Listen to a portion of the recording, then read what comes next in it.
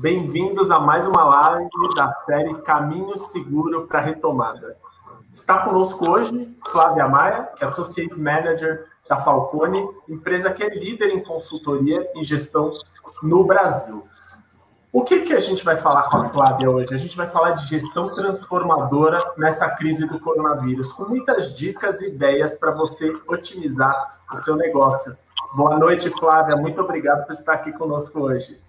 Boa noite, Rodolfo. A gente que agradece o convite e espera poder trazer contribuições práticas aí para todo mundo que tá nos ouvindo na gestão dos negócios, tá? Tenho certeza que vai ser muito rico. O que eu queria dizer para você que está nos assistindo agora, no finalzinho do dia, é para aproveitar que nós estamos com uma especialista desse porte, né, que entende tudo sobre o tema, para você mandar a sua pergunta pelo chat. A gente está ao vivo hoje no YouTube e no LinkedIn. Eu também queria agradecer nesse começo de live hoje ao portal Contábeis, que está transmitindo essa live conosco. Antes de eu entrar nas perguntas com a Flávia, eu queria dar um recado. É um pouquinho longo, mas vale a pena. É o seguinte, se você está nos assistindo e se inscreveu na nossa sequência de lives que vai até sexta-feira, se você se cadastrou e clicou lá no nosso e-mail e assistir a mais de uma live, você vai receber um e-mail com conteúdo exclusivo. Que conteúdo é esse?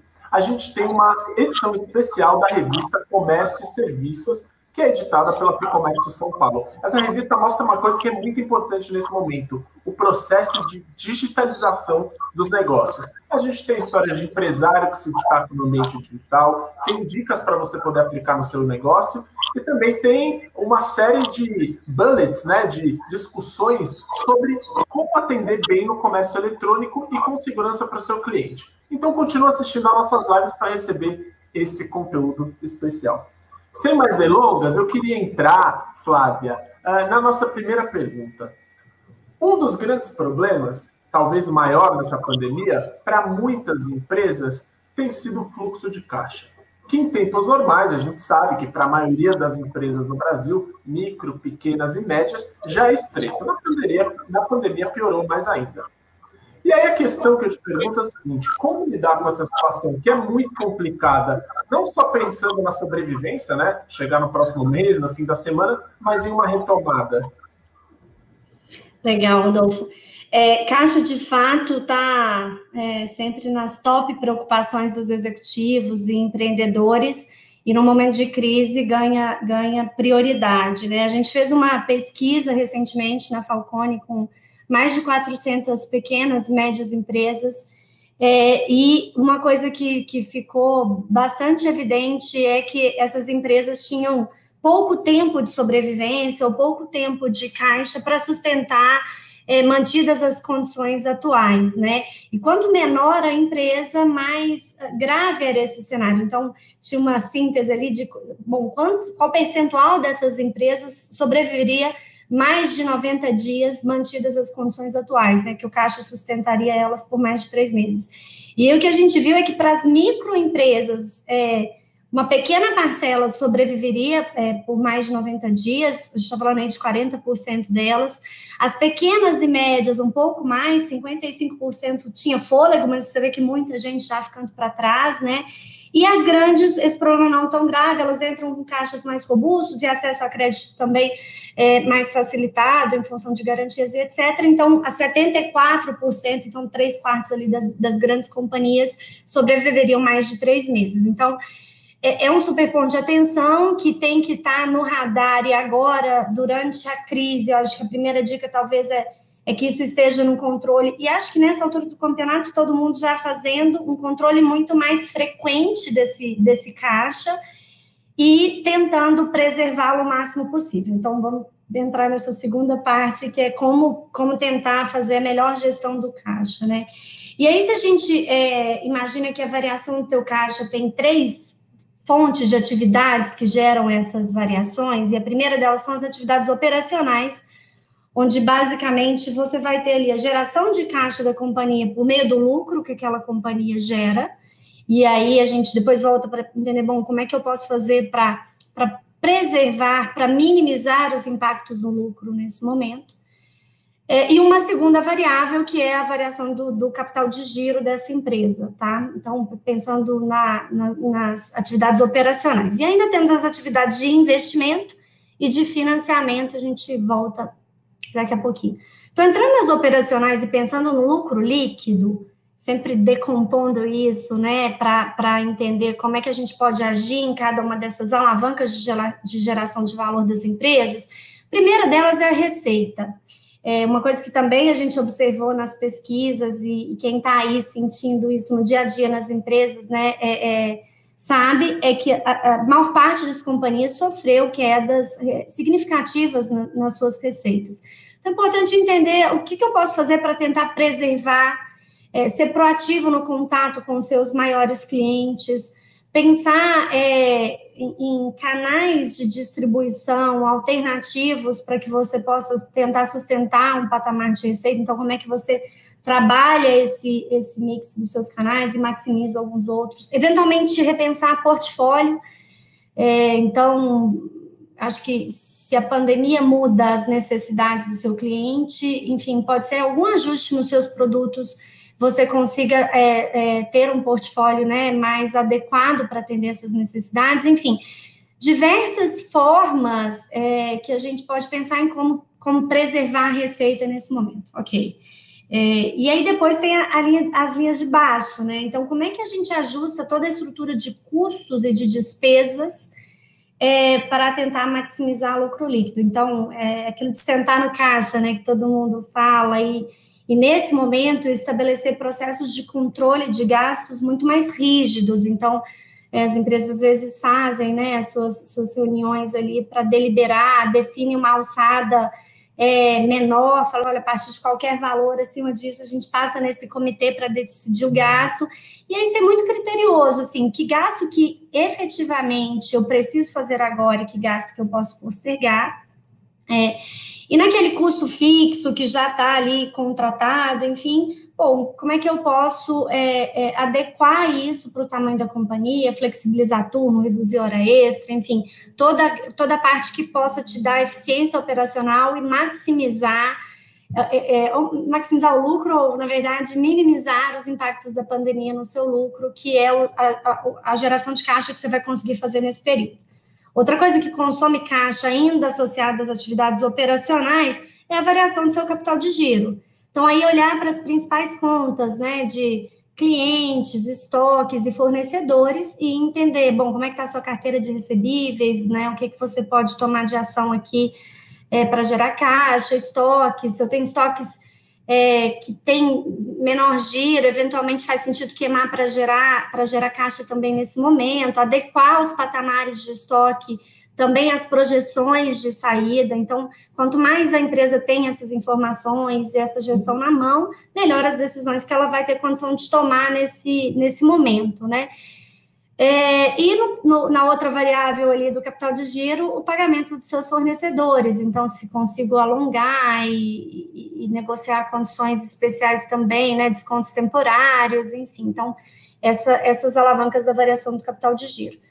Nas outras duas atividades, né, a de investimento, a maior parte das companhias nesse momento paralisa, né, boa parte dos investimentos. Eu acho que sempre vale a pena você visitar essa carteira, quais são os projetos que você está investindo e entender o que é que de fato faz sentido parar, faz sentido postergar, mas eventualmente você vai ver que tem algum projeto que você deveria inclusive acelerar para ter condição de competir nesse momento ou para estar em condição de competir na saída da crise também. Então, olhar para esses projetos com carinho, um a um, e deliberar ali o que segue, o que não segue, o que fica on hold, por aí vai. E, por último, as atividades de financiamento, né? E aí olhar como é que está a sua estrutura de capital, entre estrutura, né, capital próprio e dívida, como é que está o prazo dessa dívida, como é que está o custo dessa dívida, como é que eu renegocio condições, né, de custo da dívida e de prazo, tentando um alongamento. São coisas para a gente fazer que preservem esse capital nesse momento. E aí, Rodolfo, eu sei que eu estou tomando tempo aqui na resposta, mas se você me permitir, eu ainda vou para um ponto que você fala também da retomada. Então, enfim, tudo isso vale para agora e para a gente tentar alongar, vamos falar, esse tempo de vida e da melhor maneira possível, queimando o menor caixa, né, possível dentro da companhia. Na hora da retomada, à medida que as projeções de venda vão retomando, o seu capital de giro vai começar a crescer naturalmente. Se você tem um ciclo financeiro positivo, maior, isso fica, né, mais acentuado. Então, se preparar também para como é que, né, na hora que eu vejo os primeiros sinais, eu começo a recompor os patamares de estoque, enfim, de toda a operação. Então, eu acho que revisitando o caixa e os indicadores vitais do teu mercado, né, para se preparar para o momento de retomada é importante. Último, mais um ponto que é assim, as lições, né, porque eu acho que as companhias podem ter entrado mais ou menos vulneráveis nesse momento de crise em função de várias coisas, da sua maturidade de gestão, mas falando de caixa, em função das suas políticas de caixa, né? Então, se tem empresas que estavam ali com caixa mais robusto, né, preparadas para enfrentar isso por mais tempo, então, que lição a gente tira disso? Como é que você vai estabelecer políticas que preservem um pouco de capital dentro da companhia, que te deem fôlego, né? Então, num cenário mais conservador, eu quero manter, sei lá, 6 meses aqui de capital de giro da minha empresa num caixa para poder preservar o negócio. Óbvio que sempre vai ter uma questão de risco e condição do empreendedor de tomar essas decisões, mas é importante que chama, bom, o que eu tiro disso e que eu preparo a companhia para enfrentar outros momentos turbulentos, se possível, de maneira mais tranquila. Flávia, sua explicação foi muito rica e muito profunda, e eu queria trazer um pouquinho agora para o micro e para o pequeno.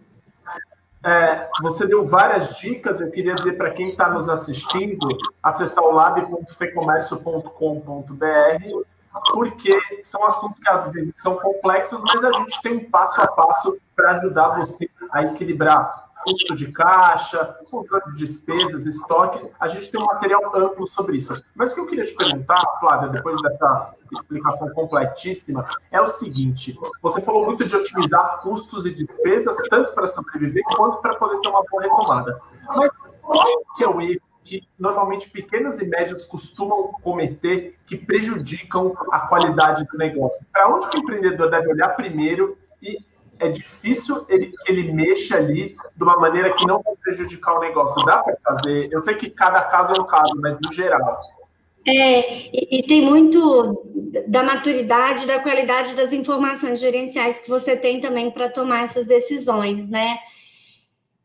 Eu acho que pensar numa mentalidade base zero, né, e pensar qual que o que eu realmente preciso gastar aqui, dados os parâmetros, né, do mercado atual, e pensar na geração de valor dessas despesas, né? Então, cada gasto você coloca ali para gerar determinado valor para o teu negócio. Então, questionar este valor, muitas vezes a gente faz, sei lá, algumas atividades, algumas áreas de suporte fazem relatórios, e às vezes quem recebe esse relatório nem consome. Então, assim, o que eu posso fazer e simplificar com a ótica de valor para o meu cliente final ou para um cliente interno, quando a gente pensa nas áreas de suporte? Então, eu acho que essa mentalidade do base zero e princípio de Pareto mesmo, de priorização, né, de olhar para o teu demonstrativo de resultados, e aí, né, pensando no contexto das pequenas e médias empresas, as principais linhas, aquelas mais impactantes, e eu acho que a tomada de decisão julgando o valor que aquela despesa vai fazer naquele momento, então uma governança muito mais firme, né? Segurar a chave do cofre mesmo, sentar em cima do caixa e pensar gasto a gasto, o que faz sentido, o que pode ser postergado, qual o valor que isso vai gerar, para não correr o risco, né, em linha dos erros, porque eu sempre gastei, porque eu sempre comprei isso, ou porque eu sempre tive esse fornecedor, eu sigo gastando, né?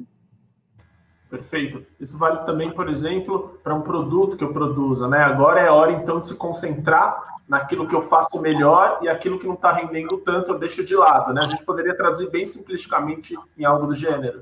Sim, porque se não está saindo é porque não gera valor para o teu cliente, e pode não estar gerando valor para o teu cliente nesse momento, porque as necessidades do mercado se alteram com essas condições e eu fazendo um parênteses aqui, né, que a gente está falando de crise, Covid e tudo mais, mas vale dizer que a gente tá da evidência do mundo VUCA, né, volátil, complexo, e esse mundo vai continuar lá fora depois da crise. Então, a gente vai cada vez mais ter um ritmo de transformação nas necessidades dos nossos clientes acelerados. Então, saber o que está gerando valor para o meu cliente, que em outras palavras, né, Rodolfo, é o que está tendo saída, enfim, o que as pessoas estão procurando nesse momento, e refletir isso dentro do meu processo, do meu modelo de negócio, para entregar isso que é valor para o cliente final, é uma competência que eu diria assim, fundamental, não só para agora, para a crise, mas fundamental para a vida das empresas que estão inseridas em um contexto que cada vez o mundo vai mudar e vai mudar de maneira mais rápida. Né?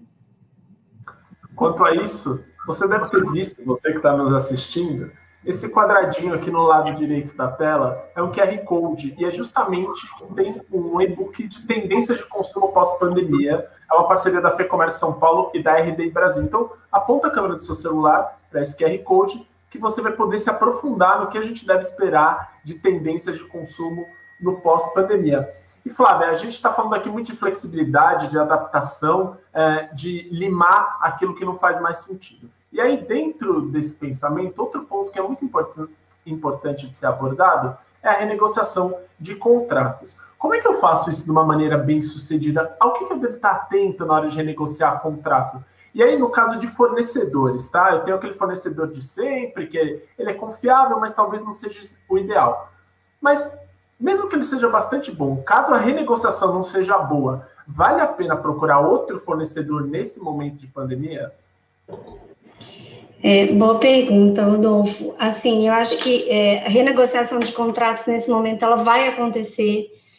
As empresas que têm maior concentração e menos né, no número menor de fornecedores, elas ficam mais vulneráveis, então é um elemento de risco. Eu acho que um dos pontos que talvez grandes empresas têm de vantagem, né, quando a gente conversa com pequenas e médias, porque elas têm suas estruturas de supply, de compras, trabalhando esses riscos e tem uma diversificação maior, e as pequenas e médias estão concentradas no número menor de fornecedores.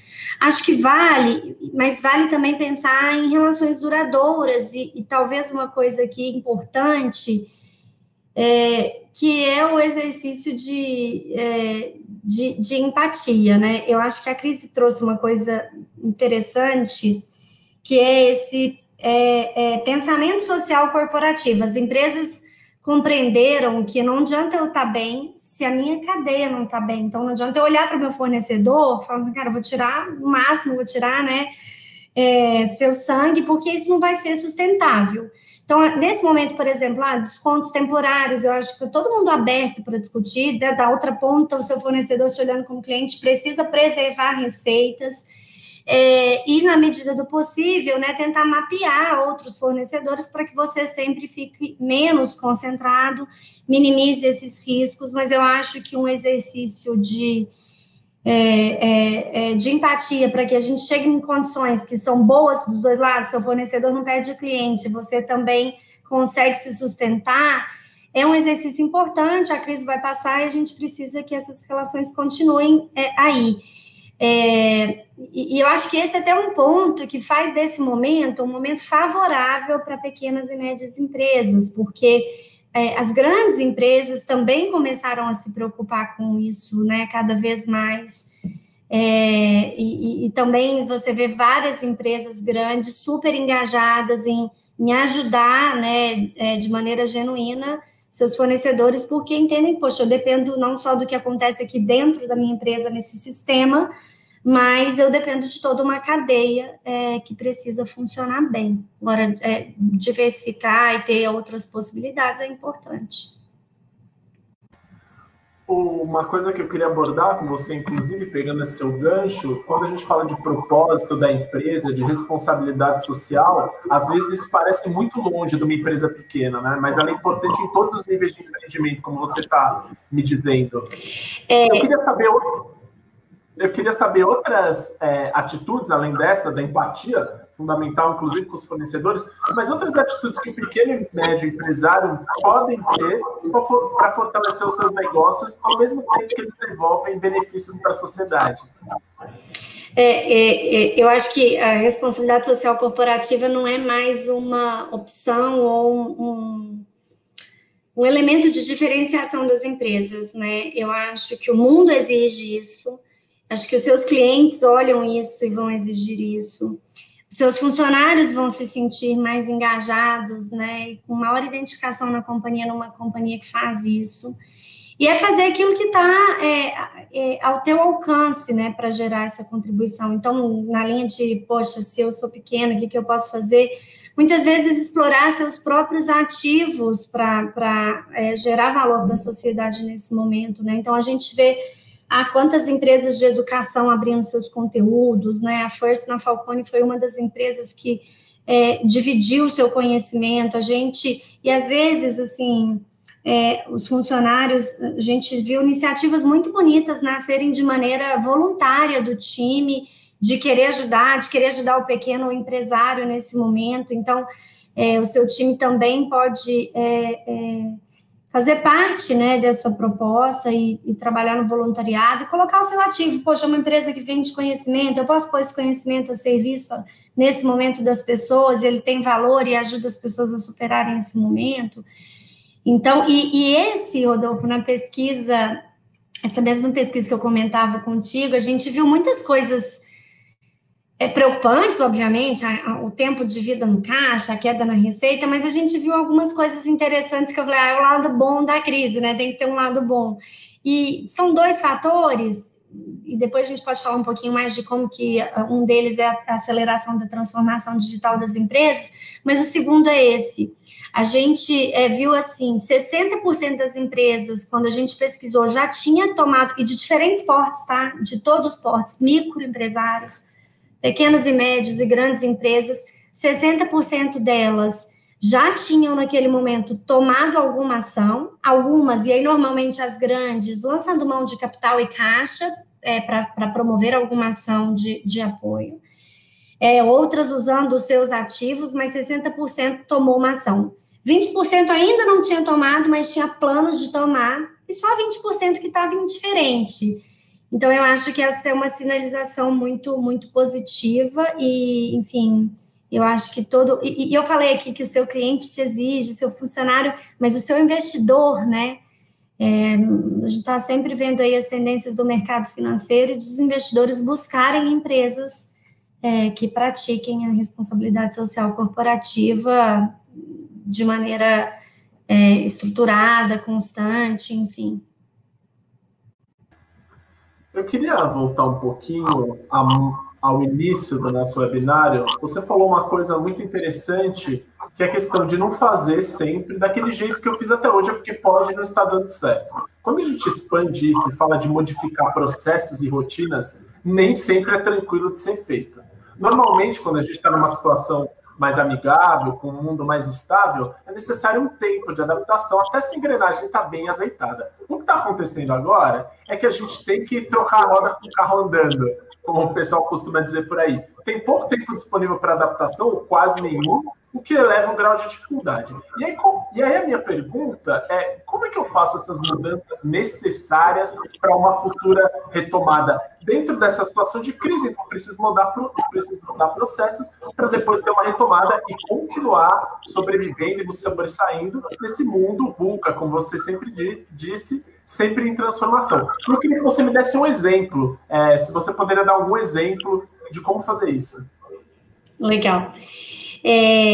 Eu acho que a crise deu um empurrão, né, assim, de maneira muito abrupta para as empresas conseguirem fazer essas transformações. Então, a gente fala, às vezes, dessa capacidade das empresas, da ambidestria, né, de rodar a sua operação, rodar os seus processos atuais, enfim, o negócio rodando como ele é, mas do outro lado, de estar atento a essas necessidades e de gerar inovações. Então, na linha dos exemplos aí, dos cases, outro dia eu estava conversando com uma média empresa do setor de serviços, né, um escritório de advocacia, acho que como exemplo válido, eles lá atrás foram os primeiros a investir, né, na digitalização, em analytics, inteligência artificial e etc., e com uma gestão muito boa, medindo SLA, olhando o valor, esse contato com o cliente, né, do que o meu cliente precisa, o que é importante para ele, então, quais são os níveis de serviço que ele precisava dar, e gerenciando isso muito bem. Quando veio a crise, ele tinha um processo de inovação que funcionou pré-crise, que deixou ele preparado para este momento. E aí, o que aconteceu no caso dele, que hoje ele está na contramão da crise, é porque ele conseguiu fazer toda a passagem do modelo dele para o modelo remoto, sustentar a geração de valor e os níveis de serviço para os clientes, e os concorrentes que não estavam preparados não conseguiram. E aí o que aconteceu é que os grandes clientes começaram a dar mais contratos para eles fazerem, e com isso ele começou a aumentar o share dele, né, a participação e tomar esse mercado. Você pode... Eu tenho um outro exemplo de uma rede de restaurantes que também, com o executivo outro dia, e ele falou, olha, não estava tão preparado, mas a gente foi muito rápido de adaptar a embalagem, adaptar, enfim, cardápio, adaptar, né, todo o seu processo, porque não é só pensar no front dessa experiência diferente que muda para o cliente, mas o que eu preciso mudar nos meus processos que suportem essa transformação e essa inovação. E ele falou, Flávia, hoje a gente tem quase o mesmo nível de receita que a gente tinha antes da crise, com delivery. E agora, na hora que eu saí da crise, eu saí fortalecido, porque vou voltar a ter aqui, né, minha ocupação, meu giro das minhas mesas, salão e etc. E eu tenho um outro negócio do mesmo tamanho por um outro canal.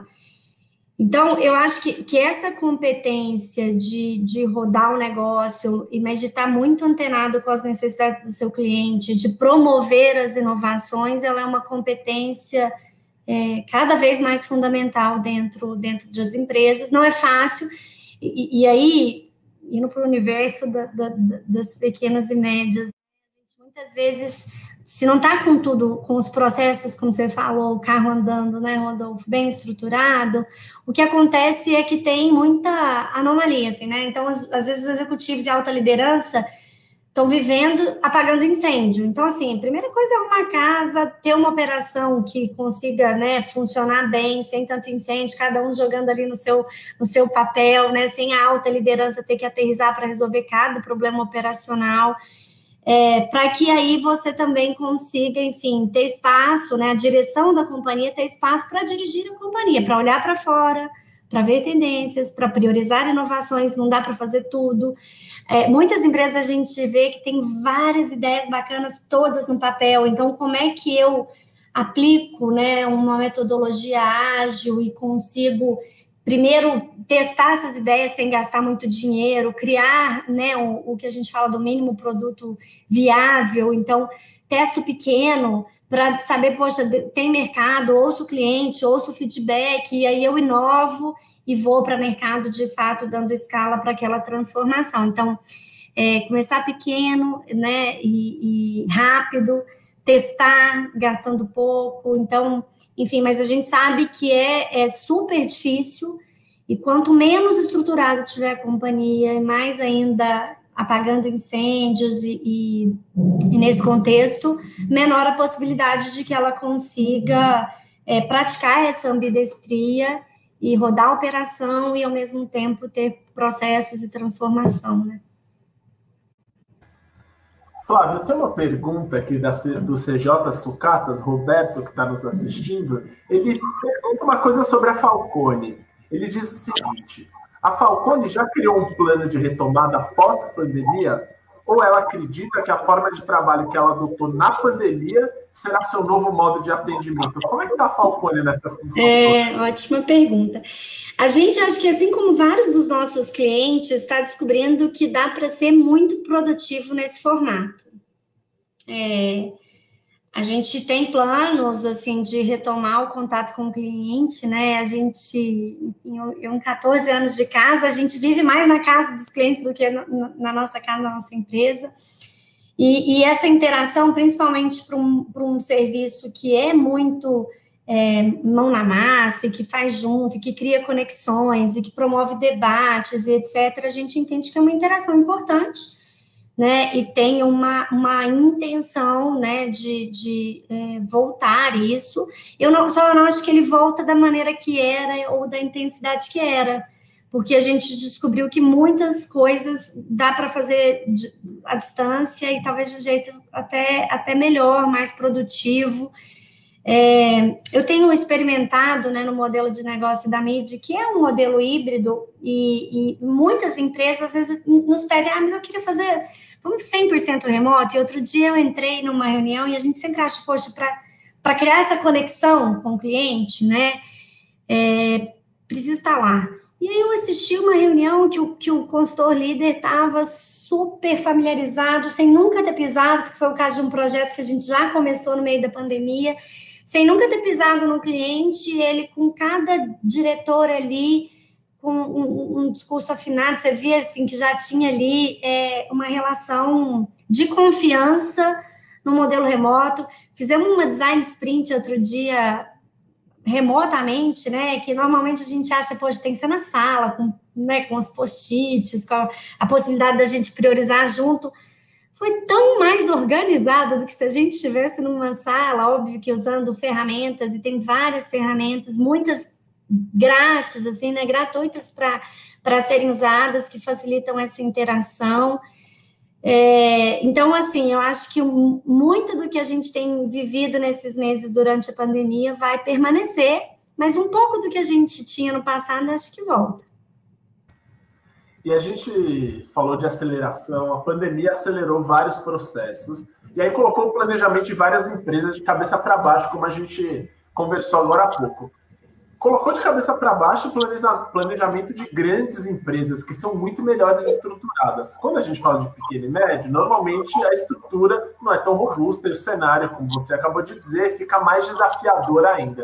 E aí, como é que eu faço para adequar o planejamento a essa condição de incerteza, Flávia? É super difícil. A gente está agora num período do ano, né, que as empresas, as maiores e mais estruturadas, já começam a pensar no seu orçamento, no budget do próximo ano. Menores, às vezes, deixam para fazer isso um pouco mais em cima. Muitas empresas têm decidido postergar ao máximo para que tenha um cenário menos cinzento. E eu acho que, de novo, pensando aqui, pequenas e médias, e num princípio muito básico de priorização, é tentar olhar, pelo menos, para as grandes linhas e pensar nas premissas mais relevantes para o meu negócio. E ter as premissas que eu vou usar, né, muito claras, e a possibilidade de revisitá-las com mais frequência, porque a gente está num contexto de muita incerteza. Então, de repente, né, ir linha a linha, no último nível de detalhes, ok, quando eu penso aqui, de novo no Pareto, na priorização, o que é mais relevante, qual é a variável, o fato gerador, né, desse gasto, né, então, meu custo de mercadoria vendida, poxa, quanto que eu vou vender, qual é a premissa, qual a premissa de abertura, né, de lojas, enfim. O que movimenta o meu negócio nas alavancas mais relevantes? Qual é a visibilidade de projeção que eu tenho hoje para que eu possa assumir como premissa desse planejamento e revisitar isso de maneira mais frequente. E aí a minha dica, assim, para as empresas que estão menos maduras nisso, né, é concentrar nas alavancas mais críticas, mais relevantes mesmo. Flávia, a gente está falando de estrutura, falou de planejamento, falou de grandes e pequenas empresas. E aí, para quem tem dinheiro ainda e quer investir, mas não tem conhecimento de uma empresa de forma mais complexa, essa pergunta é do Guilherme Dietz. Ele pergunta o seguinte: vale a pena pensar em franquia nesse momento de retomada? Quais são os riscos? E aí eu acrescento: como avaliar se uma franquia é uma boa empresa para se investir nesse momento? Tem essa pergunta bem difícil e não sei se tem uma única resposta aqui, se me disseram, porque você tem franquias de diferentes naturezas de produtos e serviços, né? Algumas que podem surfar uma onda melhor na pandemia e outras menos, né? Então, eu acho que mesmo grandes franquias, elas também têm o seu exercício agora de se reinventar e de praticar, né? Então, franquias de lojas físicas, de produtos, né? A gente percebe que com loja fechada, o franqueado ficou numa condição ruim, e aí como é que eu pratico omnicanalidade, como é que eu desenvolvo venda direta, né? Quais as franquias que já estão, os franqueadores que já têm esses processos, vamos falar assim, de canais também diversificados que dê para o franqueado uma boa possibilidade. Então, assim, mas eu acho que tem, poxa, eu posso desde franquias de ensino de línguas, né, a franquias que estão em shoppings, que estão fechados. Então, enfim, eu acho que, olhando para esta opção, ainda existiria uma variação nas respostas. Mas uma coisa que vale dizer, assim, acho que dando um zoom out no tema franquias, assim, mas o investidor, aquela pessoa que tem capital, com uma taxa básica de juros tão baixa, todo mundo vai pensar como é que eu invisto na economia real para rentabilizar melhor o meu capital e eu acho que isso vai trazer, né, novos investidores para as empresas e etc. Mas aí tem que avaliar muito o modelo de negócio, como é que ele fica afetado agora, como é que ele estava ou não preparado para surfar melhor esse momento. Enfim, talvez eu não tenha conseguido responder de maneira exaustiva, mas é que acho que realmente é difícil carimbar isso sem analisar cada caso, né? Perfeito, tem muitas particularidades dependendo do negócio, enfim, vários negócios diferentes. A gente falou bastante de transformação, a gente até, atendendo ao nosso internauta, perguntou como que está dentro da Falcone, e transformação é uma palavra onipresente nesse momento que a gente está vivendo. E aí, já que a gente está repensando estruturas, cultura da empresa, como é que a cultura da empresa se encaixa nesse cenário? Você já falou um pouco sobre isso, mas o que não dá para continuar igual, Flávia? Aquilo que já vinha caindo antes da pandemia, a pandemia acabou de enterrar em cultura da empresa equivocada. Se a gente fala o professor sempre fala assim, um negócio, né, só existe para atender uma necessidade. E se essas necessidades se alteram de maneira cada vez mais constante, novos entrantes, enfim, novos modelos de negócio vão disruptando, né, os modelos atuais. Eu acho que uma competência importante é a agilidade na tomada de decisão. Então, assim, porque isso vai dar velocidade da empresa de ler o ambiente externo, de conseguir traduzir isso na sua estratégia, traduzir isso na sua operação e entregar um valor diferente, um valor que o meu cliente está me exigindo hoje. E aí, se a empresa não for ágil e não tiver uma estrutura de tomada de decisão, né, enfim, descentralizada, com autonomia, baseada em fatos e dados, enfim, né, a gente não cabe mais uma era de achismos e etc. Então, eu acho que velocidade é um ponto, e todos os fatores de cultura que implicam no ritmo de não só de tomada de decisão, mas na capacidade de execução das empresas. A gente vê muitas empresas que convivem com uma cultura de procrastinação, em que as pessoas não fazem e está tudo bem, enfim. E não vai ter espaço, você não vai conseguir responder no ritmo do que os seus concorrentes podem responder. Outras coisas que ficam muito evidentes, assim, a colaboração. Eu acho que a visão da diversidade, da complementariedade de conhecimentos e de competências, e, enfim, trabalhar isso na sua cultura da melhor forma. Liderança inspiradora, enfim, tem tantas coisas quando a gente pensa em cultura e que realmente pode fazer diferença. E eu enfim, 14 anos de consultoria, você tem a oportunidade de passar em muitas empresas e ver muitas culturas diferentes. E eu acho que e para a transformação digital, cultura é um dos fatores que mais impactam a empresa não conseguir executar uma transformação. Ele é o mais relevante, não é tecnologia.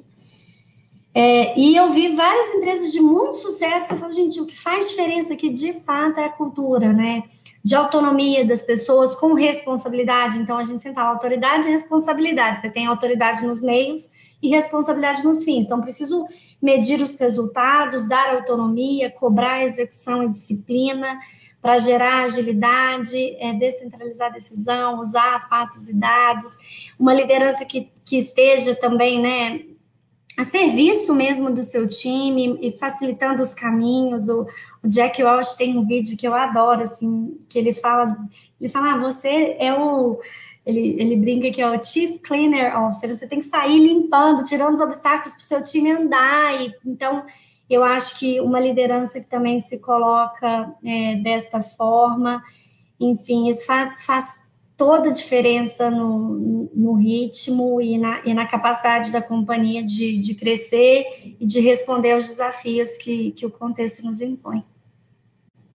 Eu queria explorar um pouquinho mais nessa sua fala sobre o Chief Cleaner, que vai abrindo, vai limpando os obstáculos, falando exatamente sobre isso. Além dessa característica de trabalhar pelo time, quais outras características de líderes que têm sucesso saltam bastante aos olhos atualmente? Quais são as principais qualidades, além dessa que você citou, e estratégia desses gestores que dá para aplicar em qualquer negócio, né? Que dá para universalizar? Sim. Eu acho que o líder que é capaz de estabelecer conexão com o seu time, né? As pessoas agora, enfim, são afetadas por esse contexto de diferentes maneiras, elas estão inseridas em diferentes realidades. Então, como é que você tem um olhar atento às necessidades do seu time? Como é que mesmo num modelo à distância, você mantém essa conexão, essa colaboração e esse sentimento de time, né? Então, assim, eu faço daily com a minha equipe, são reuniões rápidas, não é para ficar... E não é para ficar ali, né, pegando no pé do que você fez ou não fez, mas, enfim, cara, o que a gente vai construir hoje, o que cada um está fazendo, como é que a gente faz essa troca? São reuniões de 15, 30 minutos no máximo, mas que geram alinhamento, geram ritmo de execução no time e geram esse sentimento de colaboração. Então, eu acho que é isso, assim, é um líder que está acessível, que está conectado com o seu time, que tem um olhar atento para as pessoas, que conecta essas pessoas também com propósito, né?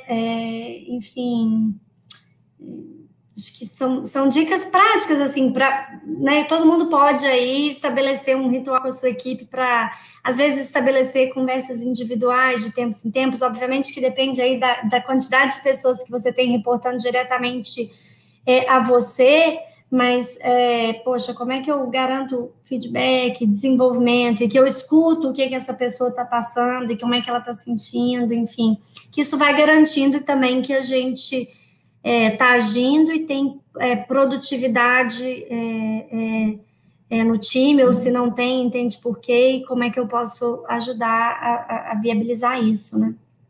Quer dizer, a gente ouviu falar muito de horizontalidade nesse período por causa do home office, dessa agilidade, e essa é uma tendência que deve continuar, né, entre gestores e funcionários.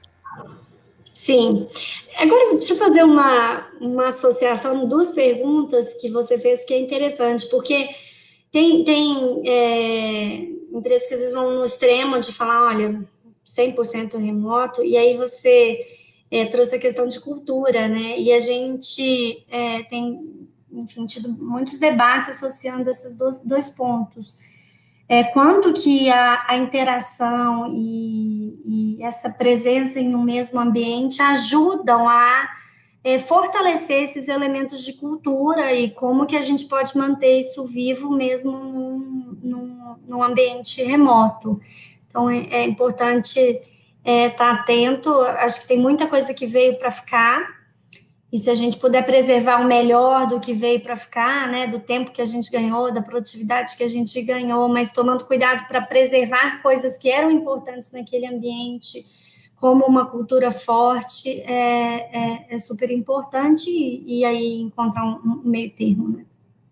E aí, falando do lado dos funcionários, a gente falou bastante de gestão. Você já falou que proatividade, que cultura da procrastinação tem que ser mudada. Mas que outras competências os funcionários têm que ter? E se eles não as têm, porque às vezes é fruto da própria cultura, não só no caso da procrastinação, como treiná-los? E aí, pensando que nesse momento as empresas muitas vezes têm poucos recursos. E aí, a segunda parte, a parte mais difícil. Quando é a hora de realmente substituir esse funcionário? Tá.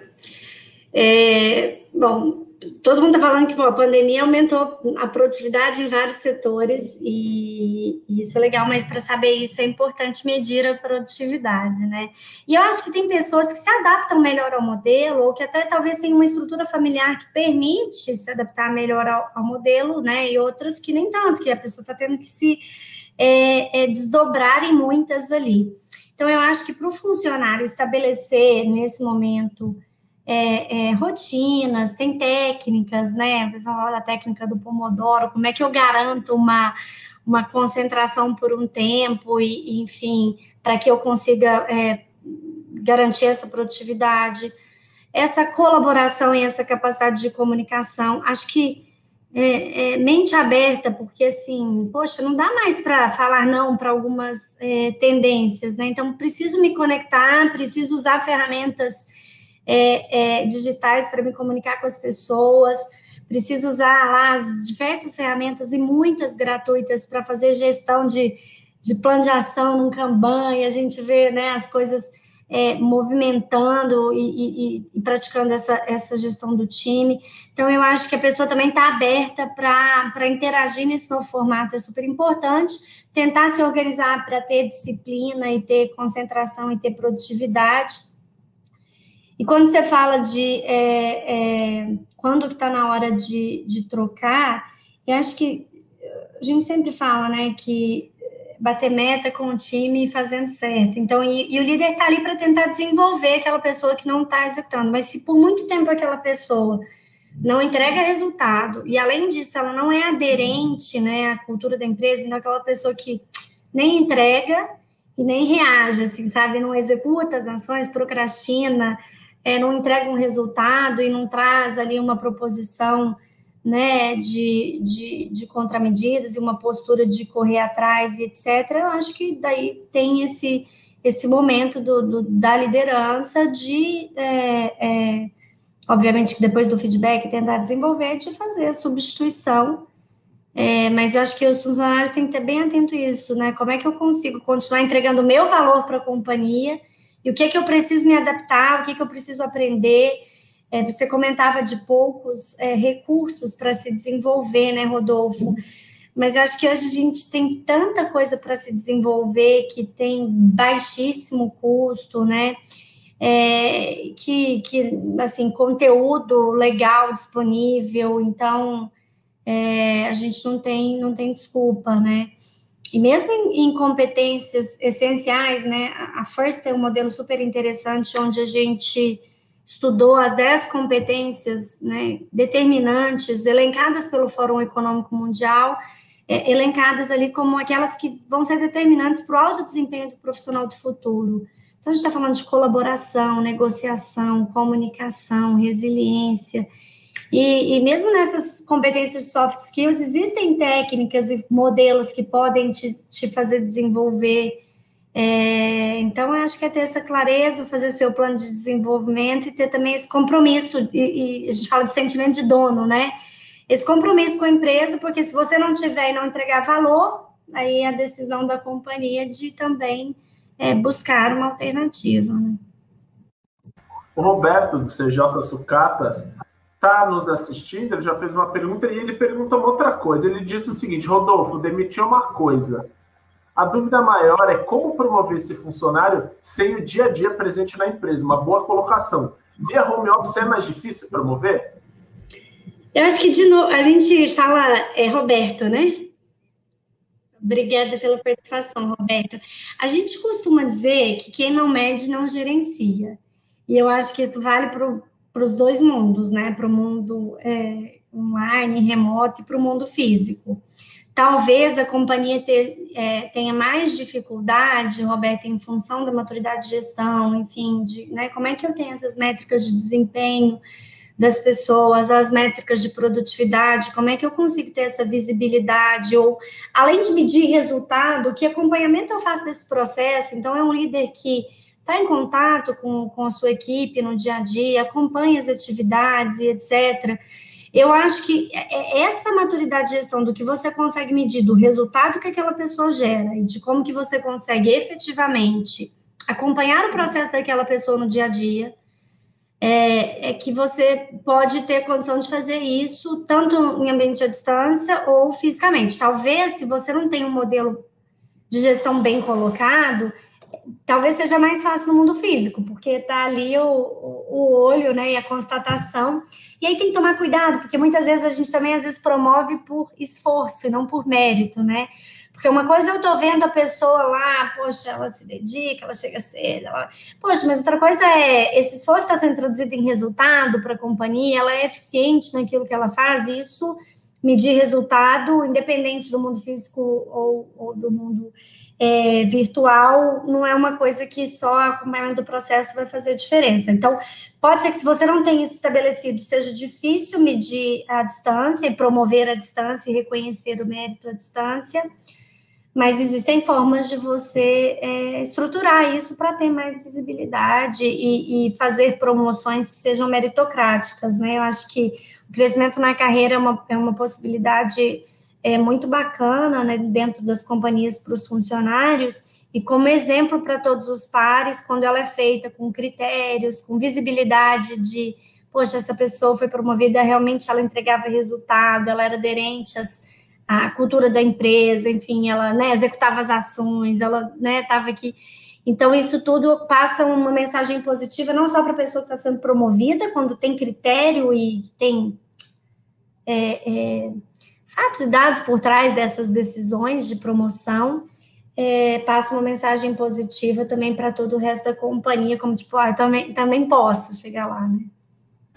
A gente está se encaminhando para o final, mas eu acho que é importante a gente falar de digitalização, aproveitando esse seu gancho, falando de on e offline, home office, presencial, enfim. A gente sabe que a digitalização já era essencial antes da pandemia. Hoje a gente teve outra live mais cedo, às 2h, Sandra Magaldi, que conhece bastante sobre o assunto, falava que, meu caro, se você ainda não estava digitalizado, já estava muito atrasado. Acontece que agora a digitalização se tornou uma questão vital na pandemia, se torna questão de sobrevivência.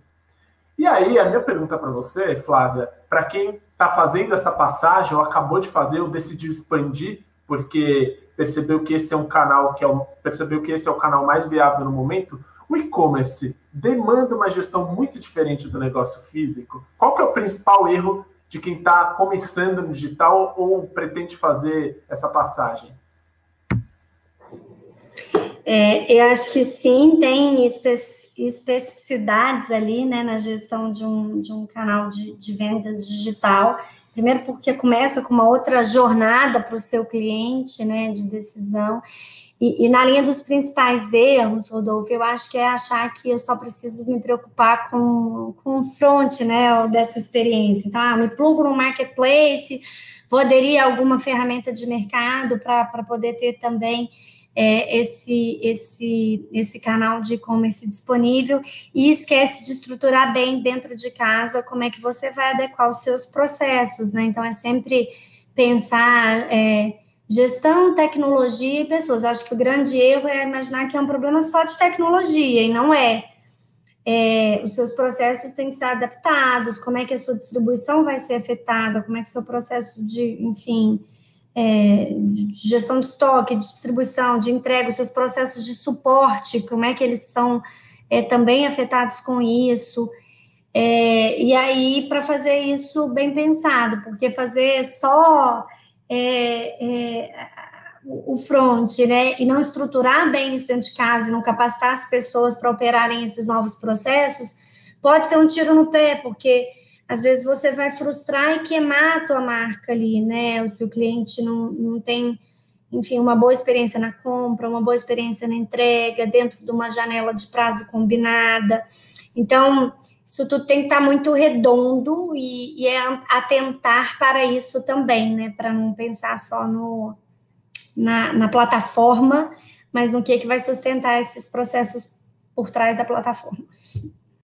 Eu quero fazer mais uma pergunta para você, Flávia, mas antes disso eu queria deixar um último recado. É o seguinte, sobre tudo isso que a gente falou e muito mais, a gente tem diversos assuntos, lab.fecomércio.com.br. Você pode se cadastrar e acessar um amplo material. Já falei do QR Code, que está do lado direito da tela, mas vou repetir. A gente tem um e-book muito bacana de tendências de consumo pós-pandemia. Aponta seu celular, que é muito legal, e vai em linha com isso que a Flávia está falando para a gente. E, por último, amanhã, às 14 horas, a primeira live do dia, nós teremos 3, é com Fábio Neufeld. Ele é líder da AB Fintechs, ele vai falar sobre alternativas de crédito oferecidas pelas fintechs. A gente também vai ter o André Saconato, que é economista e consultor da FEComércio, que vai trazer informações sobre o Pronamp, e o Guilherme Ditzi, que vai trazer uma visão mais macroeconômica.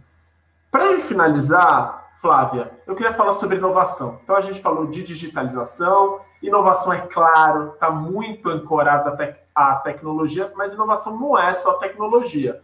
E, às vezes, a gente tem a impressão, conversando com empresários, que a inovação é uma coisa muito inatingível, parece uma coisa de ficção científica, mas não é algo necessariamente que depende de toda essa expertise técnica, nem de tanto investimento.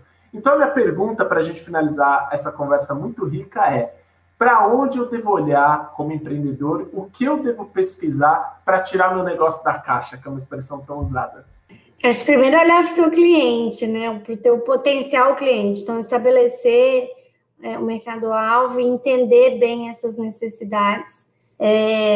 Eu acho que se a gente começa esse negócio com um olhar né, que muito tem se falado sobre customer centricity, então de colocar essa necessidade no centro e ela ser a fonte de inspiração para as inovações, porque o que você vai produzir de novo tem que ter valor para quem quer te comprar isso, né? Enfim.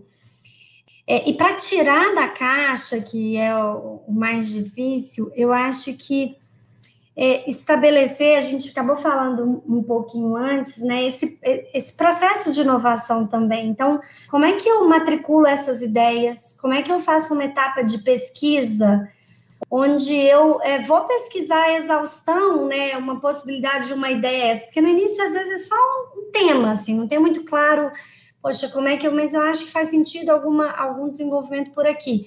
Então vamos pesquisar, vamos ver no mundo quem está fazendo isso, vamos ver quem são os concorrentes, né? O que seu cliente acha a respeito, enfim. Então, eu acho que tem uma etapa de entendimento e de pesquisa importante para validar uma ideia, até você conseguir levar uma ideia até a fase de um teste. Não vai começar já querendo começar escalando, né? Então, como é que eu faço uma etapa que a turma fala MVP, né? Que é o meu mínimo produto viável, que eu garanto que eu não vou desenvolver aquela ideia inteira para depois testar se deu certo, mas, poxa, eu desenvolvo uma parte, né, menor e eu já vou testando e vou aprendendo. Eu acho que hoje a gente, né, não deve primeiro desenvolver, investir para depois ver se dá certo, a gente tem que ir antecipando esses ciclos de aprendizado.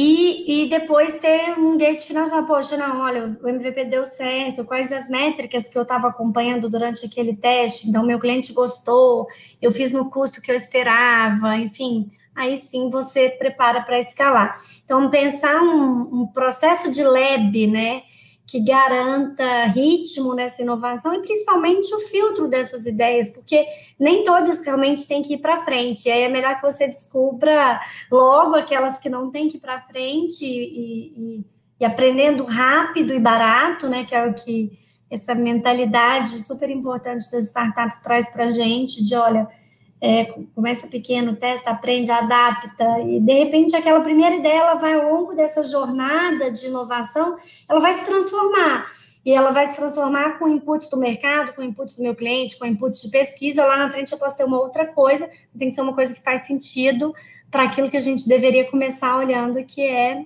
o cliente. Eu queria, para a gente finalizar, agradecer muito ao Portal Contábeis, que é nosso parceiro nessa transmissão, e agradecer mais ainda a você, Flávia, que esteve conosco no final do dia. Muito obrigado pela sua participação representando a Falcone. Eu que agradeço o convite. Rodolfo, a FEComércio tem feito um trabalho brilhante para trazer valor e conteúdo para a rede. A gente fica feliz de poder dar aqui qualquer contribuição que seja. Espero que tenha sido proveitoso para quem nos ouviu também. Agradeço quem tá com a gente aí do outro lado e desejo muito, muito sucesso aí nessa jornada. Endossando as palavras da Flávia, muito obrigado a você que nos assistiu. Muito obrigado.